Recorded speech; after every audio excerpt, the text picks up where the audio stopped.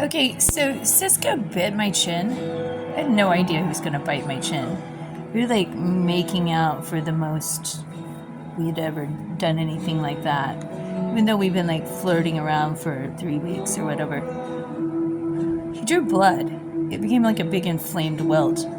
He was drunk as fuck, like in his defense or not. Or in my defense, I'm going home with some crazy drunk. I had had a really nasty conversation with him about a week prior, in which I described I'm not in any way ever into any man ever putting his hand around my throat. All you men who like to choke women or think your orgasm is predicated on murdering women or teasing women with giving them brain damage, cutting off their brain flow to their brain, fuck all of you, including fuck Cisco Karpe, fucking Dr. Onion's shithead. So sick of these men. Oh, and he wants me to be quiet about it and don't tell his friends and everybody's gonna think he's a horrible person. That's not my secret to keep, bro. Your behavior is your behavior. And so, furthermore, he wants to traumatize me by telling me how much he'd like to bite and draw blood and, like... Actually, he said he's never drawn blood before, but he would bite excessively this poor woman he was choking for a year, who doesn't even want to meet with him, doesn't even want him to meet her child, clearly because he's psycho. I was like, open up your freezer. Are you a freaking Jeffrey Dahmer? What's with you? And he was like, bit my tongue until it's still stinging, like 2 days later. Bit my lip until he broke the skin. Bit my chin, like some freaking ravenous vampire.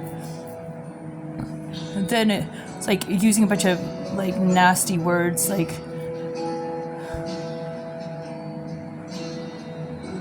SLUT and the B word, like my rapist or whatever. So last night he wanted to talk about it for 4 hours and like, you know, like put a little sprinkler on the fire of what the fuck's your problem. Eventually I like walked out of the community room. It was just like, fuck that pig. Fuck that pig. Oh, and he doesn't want me to tell his other, like, stalking victim. Oh, yeah, let me, like, make the world safe for you to be, like, a serial predator. And what sucks so bad is that I became very attracted to him for some reason. It's like all the men freaking line up like freaking vultures to feed on what's left after George Carge. And I never appreciated George so much. Then he followed me when I was trying to get away from him. Like, bro, like, I'm walking away from you. You're not... And so he thinks he needs to follow because he thinks he can, like, lay it on thick. And it's like, sometimes like, the abusers think they are the... Yeah. I finally succumbed to giving him a hug. He kept his hands behind his back and off my fucking throat.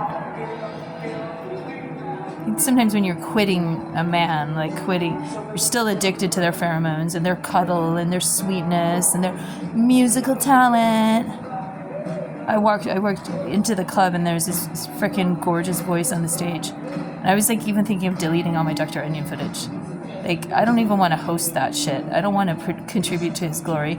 Maybe his stupid bandmates can get a better job, like not dealing with someone who likes to choke on women. I hope he never does it to another. He's still kind of adamant that, oh, like, that was not my intention, and, you know, everything's just fun and games when he's choking on someone that he's already had a conversation with about it will never be consensual. He non-consensually choked me. Like, my lymph nodes go up, like, in flames.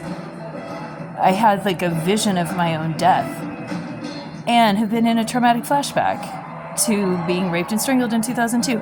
And these men want to pile on fucking Stephen Gathe. Freaking hit me over the head on Tuesday. I didn't report that to the cops. I put it in an email. What are they going to do? There's freaking a bunch of shitheads around town. Shitty men list. Oh yeah, you're going to like try to force me to have like non-consensual sex without a condom, Stephen Gathe. Go back to Portland, bro. Go back to Louisiana. I mean, it's like scratch them off the list. Next. And the good guys, you know who you are, and you don't need to be named. You don't need to be called out.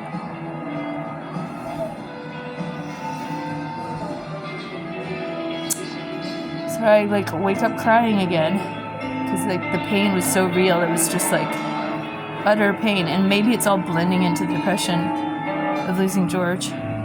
We're blending into the depression of how abusive George was. Anybody want to talk about that? How he wouldn't let me go? And how women love abusers sometimes. Thanks, Beck.